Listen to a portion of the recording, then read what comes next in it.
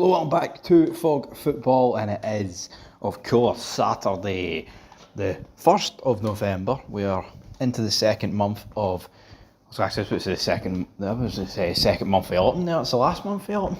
By God. By God, he is broken in half. We are steamrolling our way to winter. It's getting colder, it's getting darker, and after this weekend, it could definitely be darker darker for one side of the old firm, maybe a bit brighter for the other.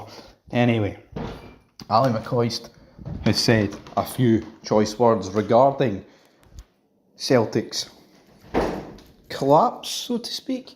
So we're going to dive into it. Now, both teams have obviously collapsed. Well, I say collapse. He says Celtic implosion, which, for being honest, collapse, implosion, it's kind of the same thing.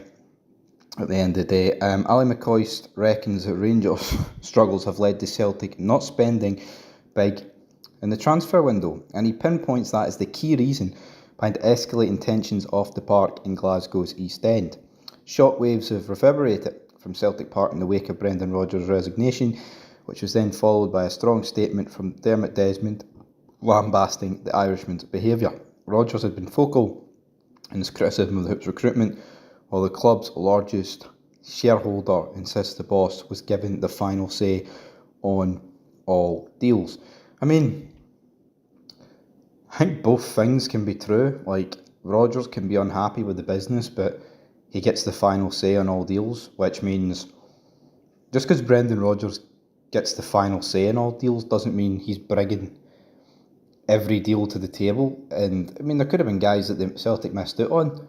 But at the end of the day, if Rodgers had full control of the signings, he'd have brought in more.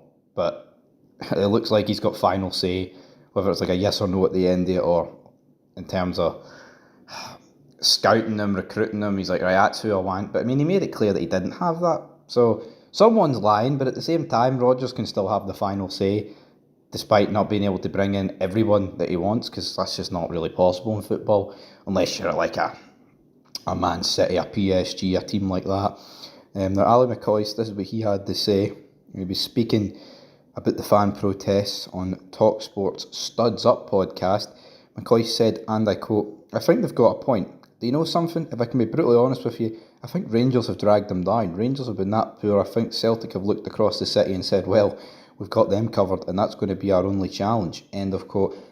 Here, I agree with Ali Mccoist. We literally said that. It would be hypocritical for us a few months later to pretend otherwise.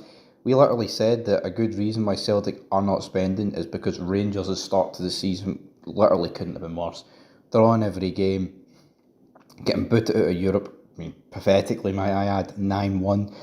And again, like, if Rangers started the season on fire like Hearts, would that have prompted Celtic to spend more? I mean, there's no guarantees in life, folks, but I think Celtic would be more likely to spend money if that was the case. And it's the same in January, right?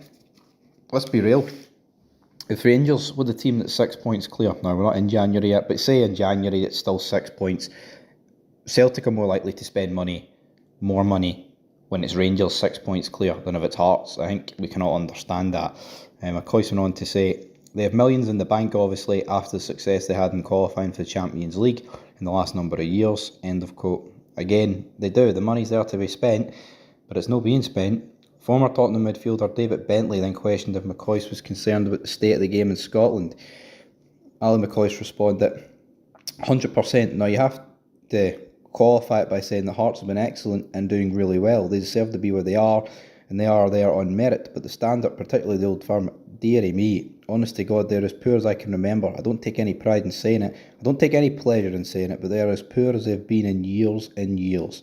End of quote. Yeah, I mean, I think that's getting echoed by most people. Speaking of echo, it's quite echoey in here. But yeah, that's always going to happen, to be honest.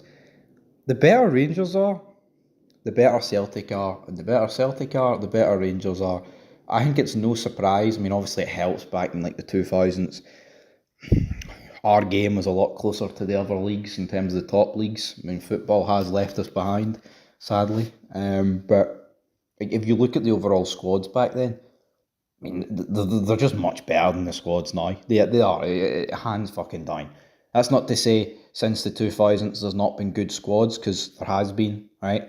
But even if you look at the best squads of, say, the last 10 years, I mean, Rangers haven't had many, but if I take the team that won title 55 and you compare it to some of the teams in the 2000s, I'm not saying that they're automatically ranking last, but they don't, yeah, you know what I mean? It's like you look at some of the teams in the 2000s and it's like, it just feels like different gravy. You know, it does, and you look at the teams right fucking now, I mean, you can't help but feel, fuck, you're onto something there, Stevie. I mean, of course it is. You can look at both sides. I mean, you got Moles, Miller, Boyd, Nat Joe Novo, Lovenkrands, Purso. I mean, I could go on. Then you look at who we've got now. You look at Celtic. I mean, they go for like, I mean, Henrik Larsson, Sutton, Hartson, guys like that, Nakamura, and then you look at some of what Celtic's got. And it's a sad reality. I wish I could sit here and say, no, Mccoist is wrong. Quality in the league's there. And again, I think both teams have, not only have they not spent correct. Well, they've not. I mean, Celtic haven't spent much in that window, but all the money that we have spent, we've not brought in good players, man. But again, can't really judge them all after a couple of months. Judge them at the end of the season in a few years from now. Anyway, I agree with McCoist. I think the Old Firm quality is a way to mince. But until next time, peace.